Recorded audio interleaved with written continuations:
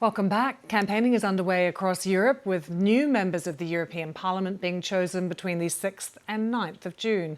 All 27 of the member states of the European Union will vote for the 720 seats that are up for grabs. Far-right parties are expected to make big gains, having already won an election in the Netherlands and a stake in the governments of Finland and Slovakia. In Italy, Prime Minister Giorgia Meloni is topping the polls. The ruling party Brothers of Italy has roots in post-war fascism, but has moderated in office. Our Rome correspondent Mark Lowen reports.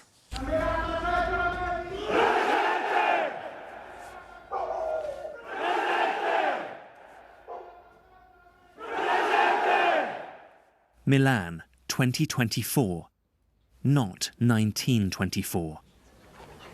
A rally for a far-right student killed almost 50 years ago by the far left. The violence between the two sides has ended, but in Italy, the birthplace of fascism, symbols, slogans, supporters live on.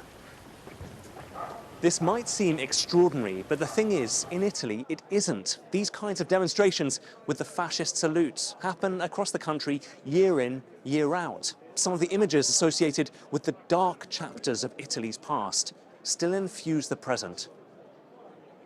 From a funeral to a birthday party, fringe extreme groups like Forza Nuova operate here.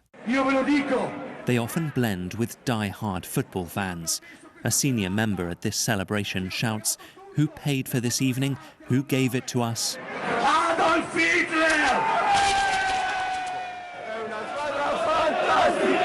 Prompting the chant, "We're a beautiful team in the shape of a swastika.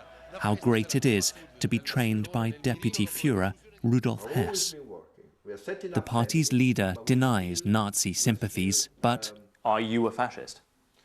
If you ask me like that, I probably would say yes, but I have to complete the term and say I'm a revolutionary. This was a regime that deported Jews to death camps, that outlawed the opposition, that put political opponents in internment camps. Are you denying that the fascist regime was violent and criminal? Yes, absolutely, I deny it. The internment camps are things that happened with the war. The Americans did it, the Germans did it, the Italians did it, and so on. No government has cracked down, but some think Giorgia Meloni is even less likely to. She began in the neo-fascist youth, calling wartime dictator Benito Mussolini a good politician. She's now moved her party away from the far right and is set to make sweeping gains in the European elections, a figurehead for Europe's other right-wingers. But critics say she still winks at her roots.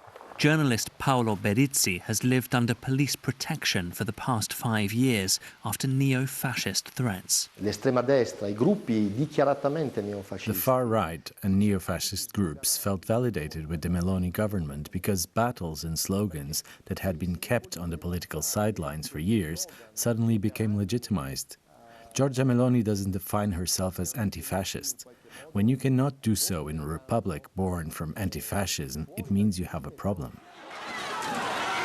Her supporters say the destruction wrought by the anti-fascist movement over the decades is why she won't use that label. Being anti-fascist during the fascism was a very brave act, a brave of freedom, a brave for democracy. But after the falling of the fascism, being anti-fascist means violence, means a lot of young students killed. We condemn the fascism, but more than this, is an obsession. So Italy's past echoes into its modern day. The line between historical tribute and glorification of crimes blurred. And some fear what was once considered extreme is now mainstream. Mark Lowen, BBC News, Rome.